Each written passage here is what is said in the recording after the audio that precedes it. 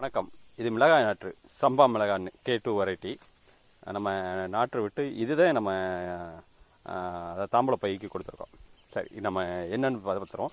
சம்பா மிளகாய் பயிர் செய்கிறதுக்காக நம்ம பலதானியை விதைச்சி இந்த வருடம் நல்லா பரவாயில்லாமல் நல்ல நாற்று வந்து நல்லா அமைஞ்சிருக்கு. இதில் என்ன இது பண்ணோம்னா, உரங்கள் அடி உரம் கொடுத்தோம்னா மாட்டுச்சாணம் போட்டு நல்ல சுமார் ஒரு 2 மாதம் உழவு செஞ்சு விட்டோம். அதுதான் ரொம்ப முக்கியமானது.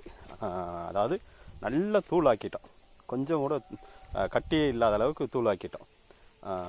நல்ல மக்கிய மாட்டுச்சாணம், அதுவும் இது கலந்த கோமியம் கலந்த மாட்டுச்சாணம். நாற்றுகள்லாம் நல்லா அமைஞ்சிருக்கு. கம்பி வேலி போட்ட இடத்துலையும் இரவு நேரம்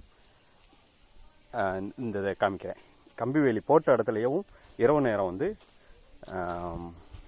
காட்டுப்பன்றிகள் வந்து இந்த மிளகா செடியை கூட சேதப்படுத்தியிருக்குன்னா பார்த்துங்க. பாருங்க,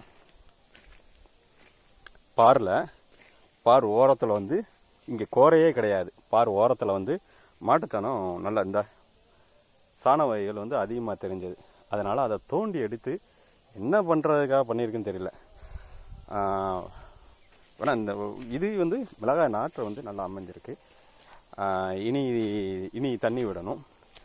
ஏன்னா பூமி விட்டுருக்கு, அதாவது கொஞ்சம் வறட்சி ஆகிருக்கு. இன்னொன்று என்னென்னா, இதில் தண்ணி எவ்வளோ தண்ணி விட்டாலும் முன்னாடி தண்ணி விட்டால் அப்படியே பின்னாடி சரிஞ்சு போகிற மாதிரி வச்சுருக்கோம். தண்ணி தேங்குகிற மாதிரி எங்கேயுமே அமைப்பு இல்லை.